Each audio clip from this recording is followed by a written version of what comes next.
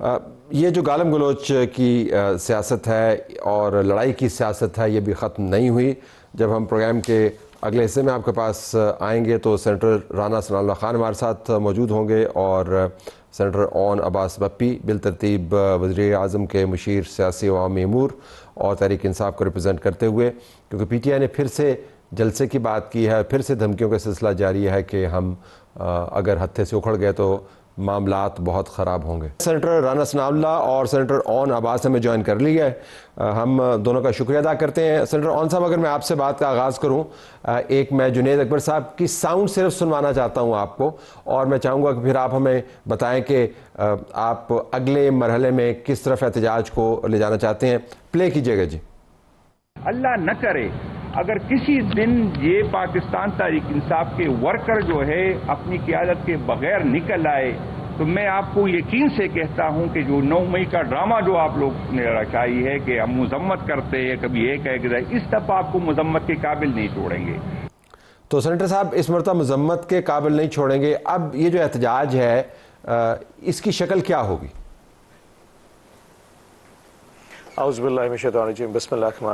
तलब एक चीज़ याद रखिएगा, आप जब भी किसी इंसानी किसी भी माशरे में, पाकिस्तान की बात छोड़, दुनिया के किसी भी माशरे में जब आप लोगों को स्ट्रैंगुलेट करेंगे ना, उनको फंसाने की कोशिश करेंगे, उनका सांस रोकेंगे, अल्टीमेटली उसका रिएक्शन आना है। आज मैं देख रहा था कि जब आपके किसी दोस्त ने मुझे भेजा कि जी वो खान साहब ने कहा है कि ट्वीट में बांग्लादेश और नेपाल की मसला थी।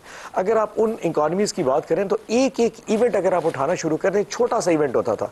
नेपाल में क्या हुआ था, अचानक उन्होंने सोशल मीडिया को बंद कर दिया कि टिकटॉक के अलावा तमाम सोशल मीडिया बंद कर दें। अचानक लोग खड़े हो गए। इंडोनेशिया में क्या हुआ, हमारे पाकिस्तान में आपने याद है कि सेनेटर सबान की तनख्वाह भी बढ़ाई गई थी, हमारी बढ़ी थी, MNA सबान की बढ़ी थी, MPA की बढ़ी। इंडोनेशिया में अचानक क्या हुआ कि उन्हें हाउस अलाउंस बढ़ा दिया, 5 से 7 लाख रुपए का हाउस अलाउंस। लोग खड़े हो गए। बांग्लादेश में क्या हुआ था, एक कोटा बना दिया कि जी स्टूडेंट्स को जो कोटा नौकरी का मिलेगा वो सरकारी मुलाजमीन के बच्चों को इतना मिलेगा और बाकी आम स्टूडेंट ओपन कोटा 50% होगा। लोग खड़े हो गए। सो जिस माशरे में हुकूमतें लोगों को दबाना शुरू कर दे, वहां पे एक रिएक्शन आता है। अब उस रिएक्शन को कंट्रोल कैसे करता है? अल्हम्दुलिल्लाह आपके मुल्क में कम से कम आप ये तो कह सकते हैं कि एक ऐसी पॉपुलर जमात रहेगा, पॉपुलर लीडर है कि लोगों के पॉपुलर सेंटिमेंट को वो कंट्रोल कर सकता है, वो उसको कहीं मनूवर भी कर सकता है अगर वो अल्लाह ना करे कोई ऐसी चीज की तरफ जाना शुरू करे जो रियासत के खिलाफ हो।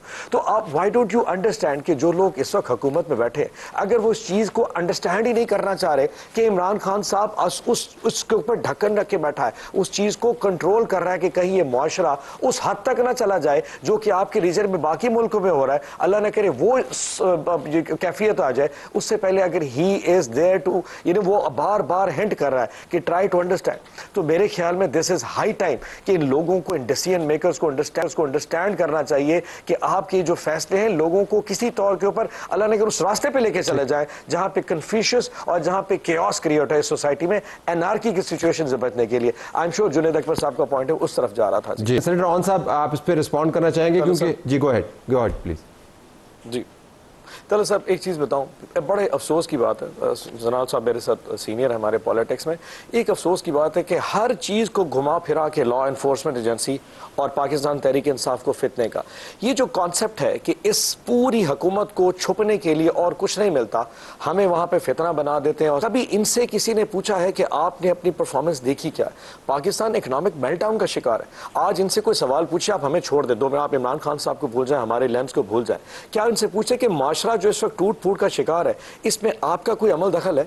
2100 रुपए गंदम इन्होंने किसानों से खरीदी थी और 4000 रुपए में बिक रही है, और जो मेजॉरिटी बायर गंदम का जो स्टॉक करके बैठा है वो सारे बहुत बड़े बड़े इंडस्ट्रियलिस्ट हैं पड़े किसान। अब ये 3 मिलियन टन अगर इंपोर्ट करेंगे 4000 के हिसाब से और आटा महंगा बेचेंगे, इसके जिम्मेवार क्या पाकिस्तान तहरीक इंसाफ है?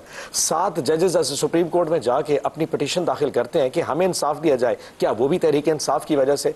पूरे पाकिस्तान की टेक्सटाइल मिलें बंद हो चुकी हैं, यकीन जाने बंद हो चुकी हैं, क्या वो भी हमारा कसूर है पड़ा?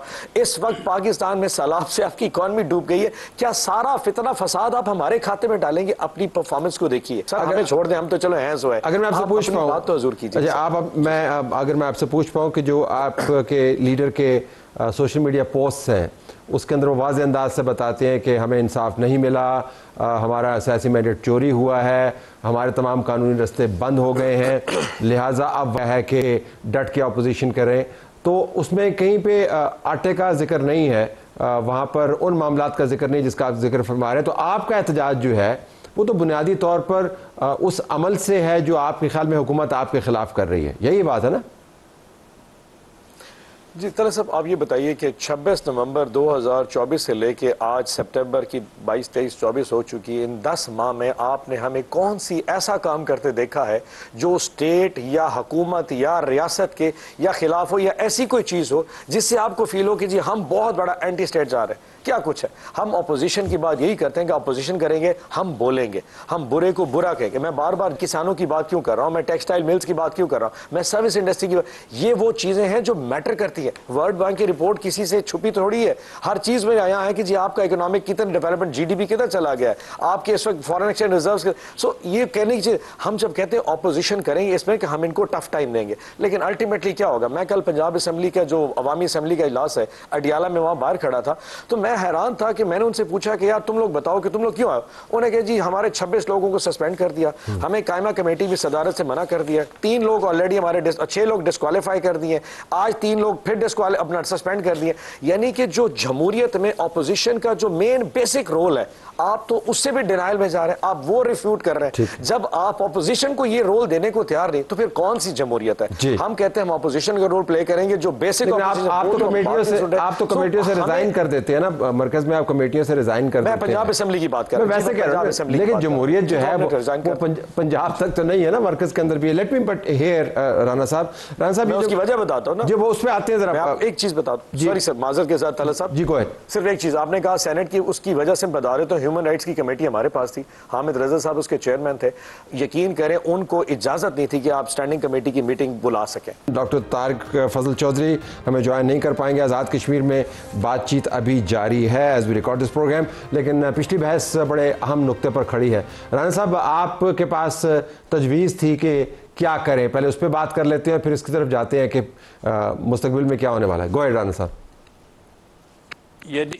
यानी ऑन साहब ये फरमा रहे थे कि जी हमारे पास ऑप्शन क्या है। ओ भाई, जब आपके पास ऑप्शन होता है तो आप उस ऑप्शन को, सही ऑप्शन को इस्तेमाल करने की बजाय फिर जब आप उलट रास्ते पे जाते हैं तो फिर आपके पास ऑप्शन क्यों रहेगा? आप मुझे बताएं कि 24 और 25 की रात जब आपको ये कहा गया था कि जी आप संगजानी चले जाएं, आप डी चौक ना आएं, आप गिराव ना करें, आप वहाँ पे जो है वो वहाँ पे आगे तो फिर फसाद ही होना था ना, वही हुआ ना। तो आपने कहा कि जी नहीं, हम संगजानी तभी जाएंगे कि आप हमारी मुलाकात करवाएं। रात कोई 7-8 बजे जो है वो आपकी मुलाकात करवाई गई। आप उसके बावजूद, अब आप में से आधे जो है वो संगजानी जाने को तैयार थे और कौन नहीं तैयार था मैं उसका नाम नहीं लेता, लेकिन आप फिर आ गए। और आप कहते हैं कि जी हम तो जो है वो, हमें तो ऐसे ही कहा जा रहा है, हम तो फसाद, हम तो अनारकी, हम तो बात ही नहीं करते। भाई उस दिन डी चौक जो आप आए थे, किसके लिए आए थे? डी चौक में जो है वो आना जो है वो किस बात की गमाजी करता था? तो यही वो वजह है कि जिसकी वजह से जो है वो ऑप्शन जो है वो आपसे चले जाते हैं। जिस दिन आपको प्राइम मिनिस्टर ने on the floor of the house कहा कि जी आप स्पीकर चैम्बर में आज चले जाएं, जिस जगह से और जिस मसले पे आप बात शुरू करना चाहते हैं, मैं तैयार हूं बात करने को, आपको मेरे पास भी आने को कहीं ज़रूरत नहीं है, स्पीकर चैम्बर में बैठ जाते हैं। आप उसी वक्त उठते और कहते कि जी वज़ीर आज़म साहब इस वक्त जो है वो 12:30 हुए हैं, 2 बजे आप भी आ जाएं, हम भी आते हैं, और वहाँ पे आप यहीं से शुरू कर लेते। जो बातें ऑन साहब इस वक्त बड़े दर्द दिल से फरमा रहे हैं, इन्हीं बातों से बात शुरू कर लेते। गंदम की जो है वो प्राइस से शुरू कर लेते, चावल की प्राइस से शुरू कर लेते, इन्हीं बातों से शुरू कर लेते कि जनाब इनके ऊपर जो है वो आप इस तरह से जब वो ज़िम्मेदार को रिलीफ दें। वैसे ऑन साहब मेरा ख्याल है कोई महीना पहले मार्केट में गए हैं, इन्हें आज के रेट का नहीं पता। आज का रेट जो है वो गंदम का जो है वो तकरीबन को 3400-3500 है, और चावल का रेट जो है वो 4000 से ऊपर। चलिए ये तस्वीर तो कर दी ऑन साहब। जो मौक़े ज़ाया किए PTI ने, उनकी फहरिस्त वाक़तन तवील है, तो मैं ये जानना चाह रहा हूँ कि ये क्यों है, अंदरूनी तौर पर कन्फ्यूजन है, लोग इत्तेफाक नहीं करते। आपके दो बड़े कायदीन से मेरी अपनी बात हुई है, मैं उनका नाम नहीं लेना चाहता, आपको मैं टेक्स्ट कर दूंगा उनका नाम ताकि सनद रहे और वक्त ज़रूरत काम आए। उन्होंने मैं ख़ुद बताया है कि हमारे अंदर कन्फ्यूजन है कि हमने लड़ाई के ज़रिए ये रास्ते बनाने हैं या बातचीत के ज़रिए। तो इस कन्फ्यूजन के ऊपर भी कुछ रिफ्लेक्ट कीजिए। अच्छा, एक चीज़ बता दूं, मैं ये नहीं कहता कि हम बहुत ही को परफेक्ट किस्म की पॉलिटिकल जमात हैं जो बहुत ज़बरदस्त क्लैरिटी के साथ आगे बढ़ रही है। जिस हालात में हम सर्वाइवल मोड में चल रहे हैं तलत साहब, मैं समझता हूँ ये भी बहुत है।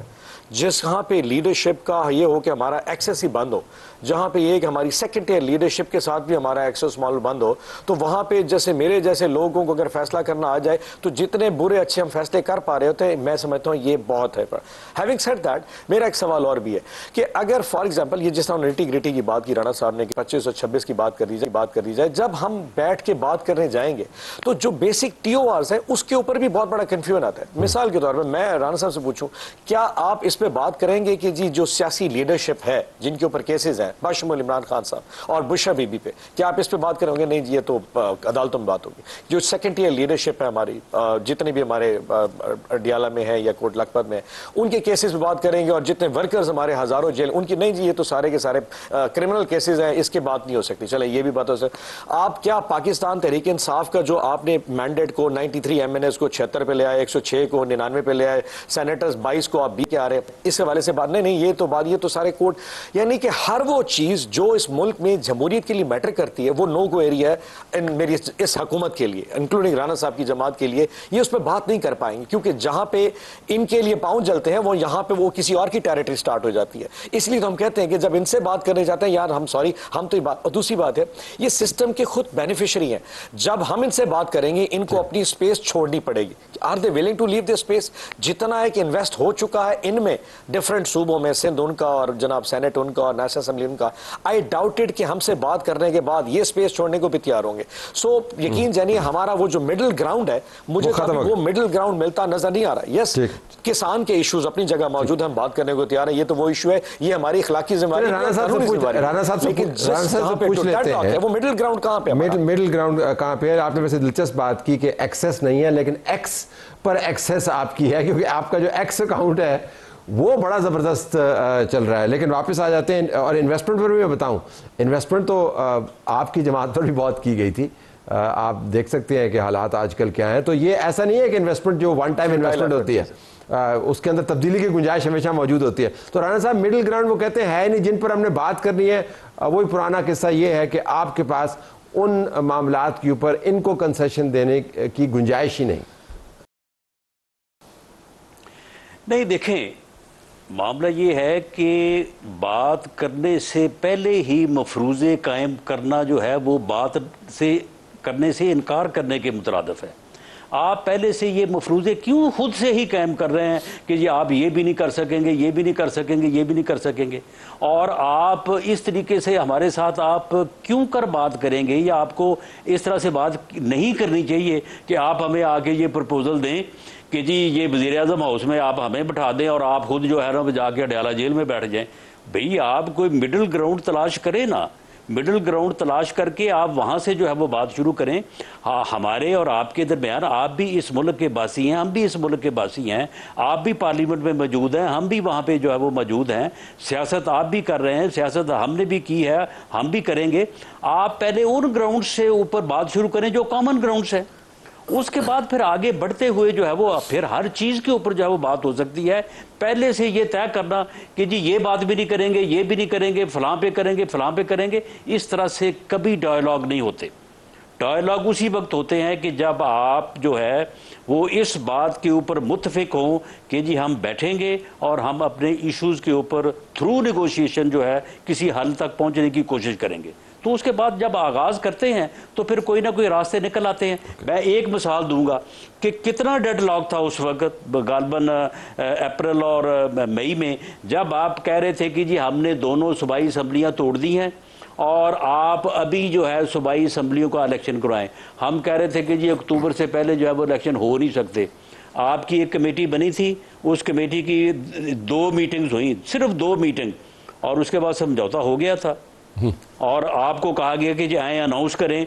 हम थोड़ा सा अक्टूबर से पीछे आ गए थे, आपको कहा था कि आप मई से थोड़ा आगे चले जाएं, और मेरा ख्याल है अगस्त के को आखिरी हफ्ते में जो है वो डेट तय हो के तो ये था कि प्रेस कॉन्फ्रेंस कर दें। आपने कहा कि नहीं जी रुकें, हमें ज़रा खान साहब से इजाज़त ले लेने दें, फिर प्रेस कॉन्फ्रेंस करेंगे। आप गए इजाज़त लेने और उसके बाद आप को जवाब हो गया। अच्छा, नो, कोई समझौता, कोई I have to leave it there. Rana साहब आपका शुक्रिया, लेकिन वो इमरान खान से इजाज़त लेने के लिए नहीं गए थे, किसी और ने इसको वीटो कर दिया था।